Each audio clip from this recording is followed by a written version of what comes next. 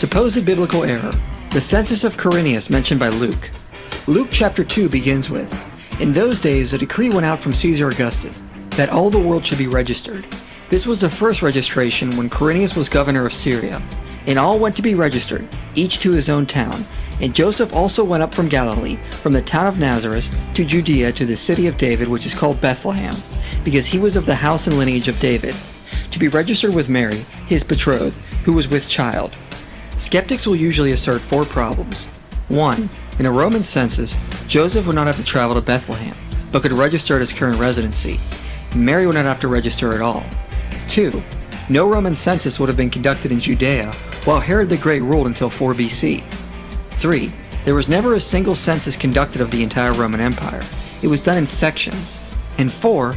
Quirinius was not governor until 6 AD. Jesus was born under Herod the Great, so this could not be the census Quirinius conducted in 6 to 7 AD. So how do we resolve these issues? Well, the first issue is incorrect, because we do...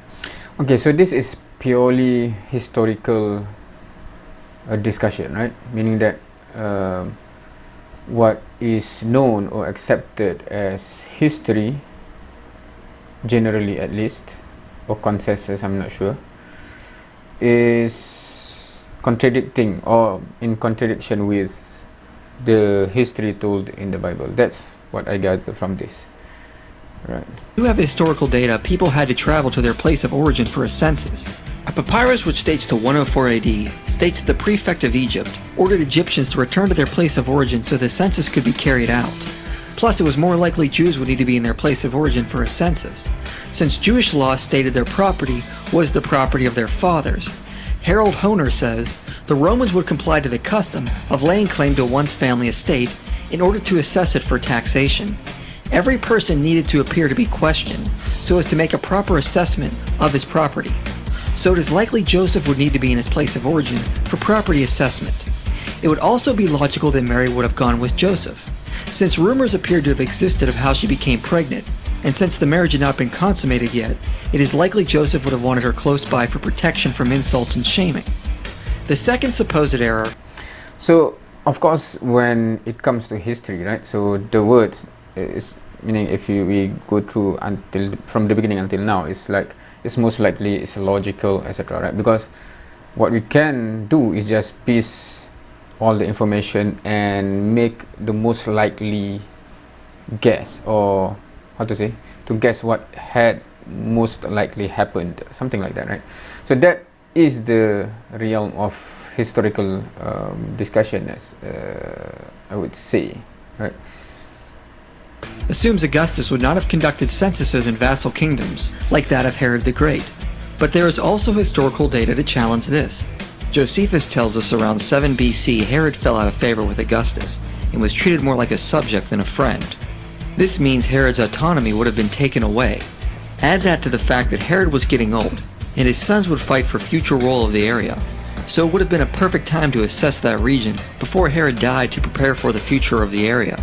Josephus also tells us the people of Herod's domain swore allegiance to Herod and Augustus, which leads us to the conclusion Rome had a greater involvement in Herod's kingdom, and it was not so autonomous. The third issue can be resolved by looking at what Luke actually says. Honer says, Luke uses the present tense, indicating that Augustus ordered censuses to be taken regularly, rather than only one time. Thus it is reasonable to believe that there was an order of a general census in the time of Augustus. It is reasonable to believe. Yeah. Of course, when we discuss history, that's how it is, right? Meaning, it's reasonable to believe something to have happened in a certain way.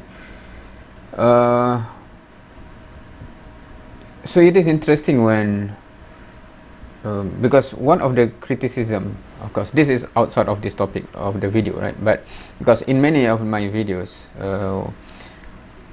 many Christians come from the point of as if they are the authority of history, and then when there's the differences between what it is said in the Bible and the Quran, they take this as historical autonomy or authority or something. Hence, anything else that differ is false.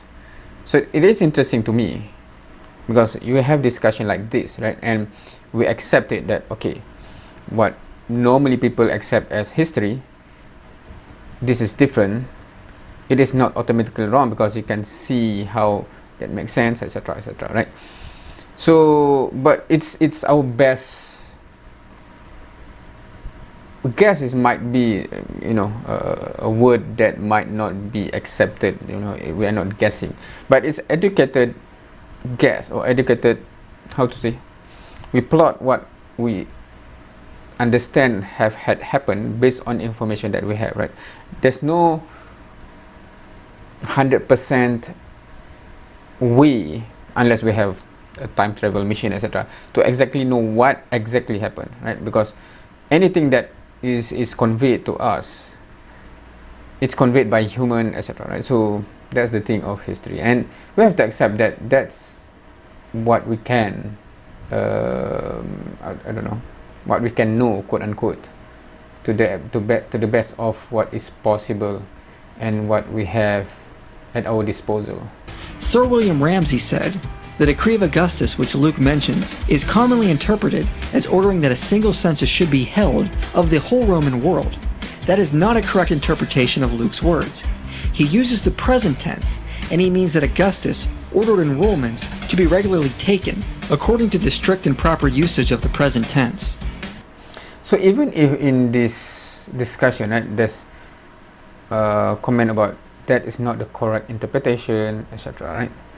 So I'm not sure how many people are familiar with that kind of discussion with their own book. Perhaps that's why when they go to other people's book, they do not want to, or not willing to listen to any explanation of a proper interpretation or context. The final issue has two plausible explanations. The first is that the census was started during Herod the Great, but was not completed and finalized until Quirinius. Scholar Darrell Bach explains it like this. Augustus got organized to take this census. This census took place somewhere between 6 and 4 BC, or at least the beginning mechanizations of it. But it wasn't actually executed until we got to Quirinius. In other words, he's the one who took the data, put it together, presented it for Rome, and Rome actually began to make use of it for taxation under Quirinius. So this is a long process. I like to make the analogy of when they build a major freeway in a city. Sometimes it takes a while between the planning of the freeway and the actual building of the freeway and the completion of the freeway. There's a freeway here in Dallas, Central Expressway, was 30 years from the planning to the completion of the exercise. And so my own take is that this census became associated with Quirinius because he's the one who completed it, but he wasn't the one who was responsible for starting it. This would be consistent with what Josephus tells us about Herod Archelaus, who was reigning before Quirinius. Josephus tells us Archelaus turned Judea into a mess while he was reigning. He was disposed of by the Roman Empire, and Quirinius was brought in to fix a lot of the problems he created. The second explanation is to look at the words Luke uses and make an inference. The actual word Luke uses we translate as governor is hegemon, which is used to refer to a wide range of Roman official positions, and not necessarily governor. He also says it was the first census under Quirinius, which implies there were more after this one, and Luke even mentions the one in 6 AD in Acts 5. So it is possible Luke was not talking about the census of 6 AD, but one prior to that, possibly when he was acting as procurator under Varus or Saturninus. Thus, Luke's statement doesn't contradict our historical knowledge of the Roman world at that time. Tertullian even noted in his time the imperial records recorded that censuses were being conducted in Judea around the time of Varus or Saturninus. Of course, it is not proven, since we lack extensive data of the life of Quirinius. But the point is there is no direct evidence Luke contradicted other historical data. It could have been that the census was started, but not completed and finalized until Quirinius. Or there could just have been a less well-known census in that area, which Quirinius was procurator of. William Ramsay also provided an extensive account that Quirinius was most likely in the region during the time of Christ's birth. Therefore, this supposed biblical error can be resolved. Alright, that's the video. Now, I have to be frank here. I'm not a history nerd, or I'm not, meaning history is not a subject that I have much interest in throughout my student years, I always feel this because I have lack of intention of knowing about history. I only become interested when there's some importance attached to it. Right? For example, why suddenly I become interested in the Sirah? Because the example that we have to emulate, then we have to know, how was his life, what did happen, what takes place, why, etc., etc., right? So my interest tend to become heightened when there's importance of that to my life. Otherwise, I generally have quite a low level of interest, right? So, but I'm how to say, I'm fascinated by people that have high level of interest on to history, etc. So that I salute their effort, their dedication, etc. But I have to put it out there that I'm not one of those. So throughout this, I think the supposed biblical error series here that I will be reacting to is mainly about history. So if you see my reaction is not in depth in that compared to previously when it's most of it is about theology, about belief.